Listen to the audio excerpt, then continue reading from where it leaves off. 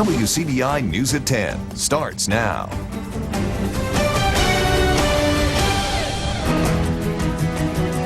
Thanks for joining us tonight at 10. One person is flown to the hospital after flipping a four-wheeler. The crash happened behind the Sandfield One Stop in Columbus around 7 o'clock this evening. Now, initial reports are that the ATV flipped with and landed on top of the person.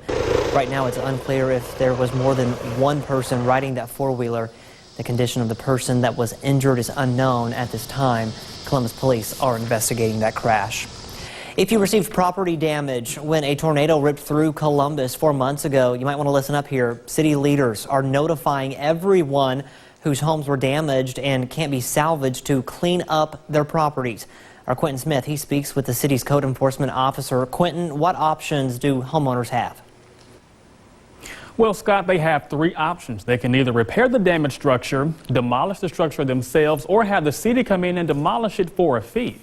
Now, a letter was sent out at the beginning of this month notifying residents of this change. Now, they have 7 days to respond.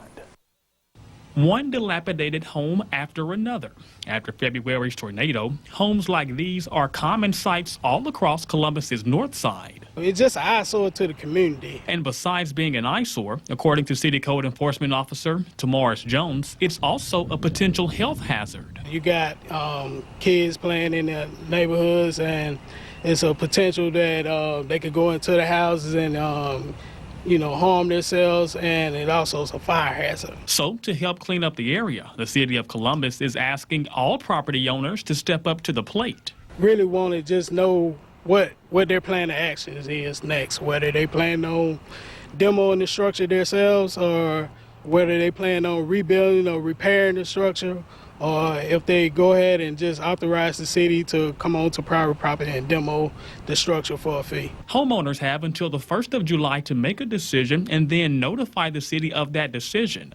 After that, they will have 45 days to start rebuilding their home or to have it demolished. And we're probably going to check in on those weekly just to see what type of progress that they're making. And if they haven't made any progress within those 45 days, then we're going to go ahead and proceed with the abatement process. Jones says they understand that some residents are faced with problems financially. However, he says they're committed to working with all homeowners any way they can to help get the city back to how it was prior to the storm. And what we want to do is try to get it cleaned up as quick as possible. We realize it's not an overnight process. Now, if you receive the notice, it must be mailed or taken in person to the building inspection office. For more information, just head on over to our website at WCBI.com. Scott? Very helpful information there. Thanks, Quentin. The Columbus Municipal School District voted yes this morning to extend the school feeding program for another month. From July 1st through the 26th, children ages up to 18 years old can receive free breakfast and lunch at Stokes Beard Elementary School, and there's no registration required. Children Nutrition Director Mia Johnson says this extra month should help families who are still struggling from the tornado.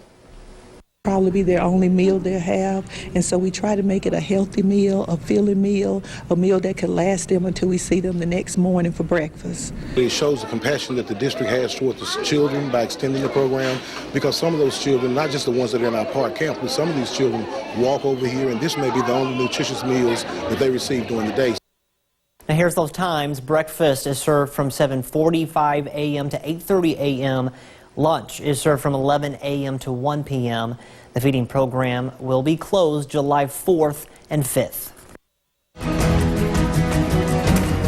Starkville man now faces charges after police say he's accused of choking a woman. 39-year-old Jocko Brooks is charged with aggravated assault domestic violence. The alleged incident happened Friday. Police say Brooks allegedly choked a woman at an apartment on Catherine Street. Bond for Mr. Brooks is unknown at this time. Also in Starkville, a man there accused of breaking into an apartment and assaulting someone inside is behind bars. Starkville police say Elmer Norwood is accused of breaking into a Brooksville Garden apartment residence and assaulting someone inside that apartment. The victim was taken to the hospital and has since been transferred to another medical facility for further treatment. Norwood is charged with aggravated assault, domestic violence, and residential burglary. Now, police ask if you have any information on this crime to go ahead and give them a call. Time now to get a first look at our forecast. We'll send things over to Chief Meteorologist Keith Gibson. Keith, another summer day out there. Yeah, it's got a really nice summer day this afternoon and this evening. Wow, look at all that great color here across our region. The setting sun, some of those cirrus clouds, not too bad at all. Hopefully you saw it over the last couple of hours here in the region. Scattered high clouds continue to stream on in from the southwest. No rain, no storms tonight. That's a nice little change of pace. Also cooler temperatures down to 70 in Starkville, but still 75 for you in Tupelo. Speaking of Tupelo, I think we can get into the upper 60s tonight, but back up to around 90 in your area and in many other spots tomorrow. Still a chance for some storms. More on that in just a few minutes, Scott. Absentee voting for the August 6th primary elections begin today. Circuit clerks have the ballots ready for absentee voters. Mississippians can cast an early ballot if they will be away on Election Day, over the age of 65 or disabled. And you also have 2 weeks to return your voter registration application.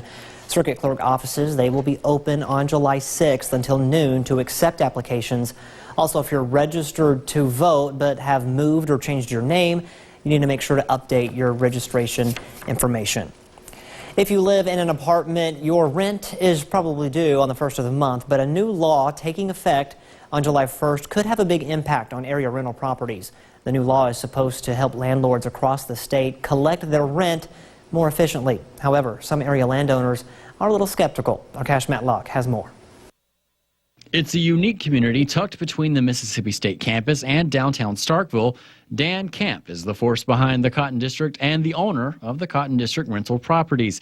He's been in the real estate business for 50 years now and says he's in favor of Senate Bill 2716. From a landowner standpoint, it's a very good bill.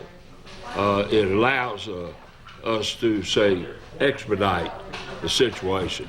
In the past, Camp says once a tenant is served an eviction notice, he or she is given a court date. After that court date, the judge will most likely give the tenant several weeks or even months to leave the apartment or rental property.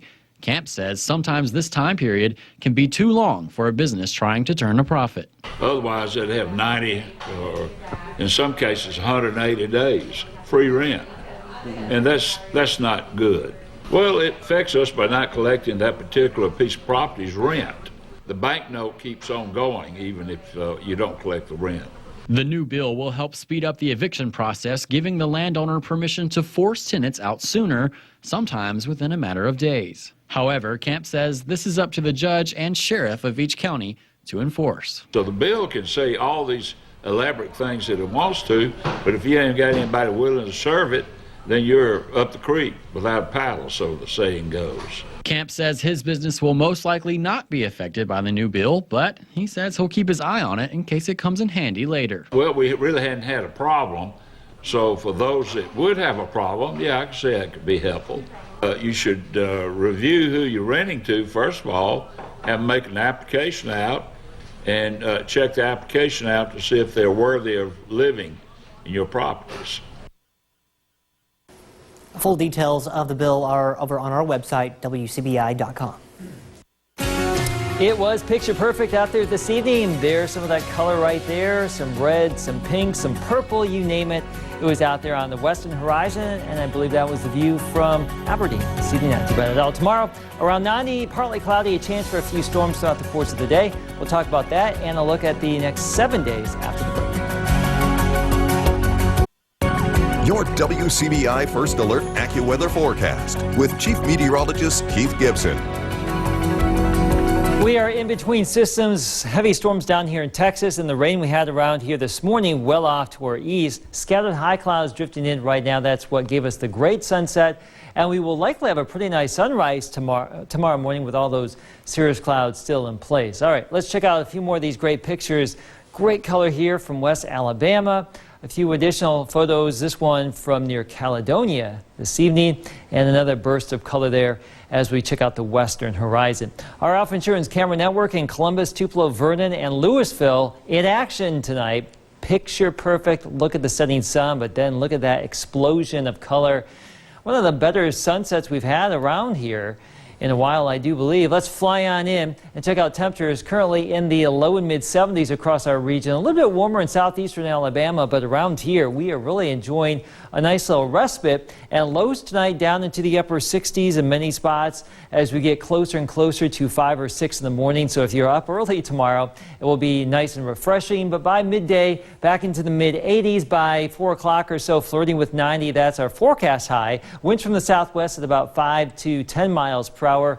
And as we go throughout the course of the day, with all the heat and humidity in place, there will be a chance for a few scattered storms. At this point, we're just going to go with about a 30% chance for rain. Highs around 90 or so in Tupelo and Columbus, also in the West Alabama too. You know the drill this time of year. Warm and humid, scattered storms could pop up, but not everyone's going to see a storm tomorrow. We may not see a lot of storms initially during the course of the day.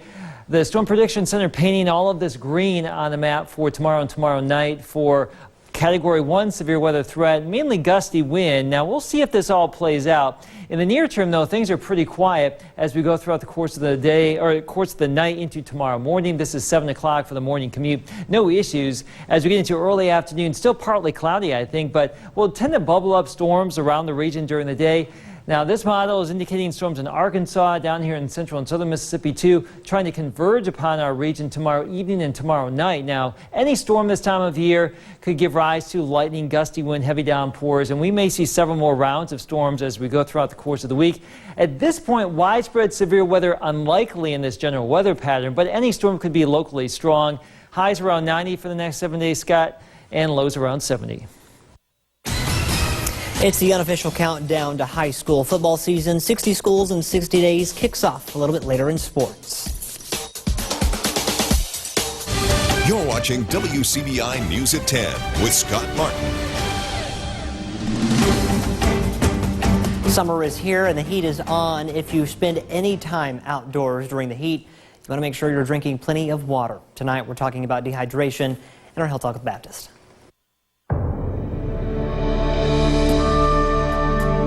Hi, I am Lee Richardson, a physician in the emergency room at Baptist Memorial Hospital, Golden Triangle. Tonight we will discuss dehydration.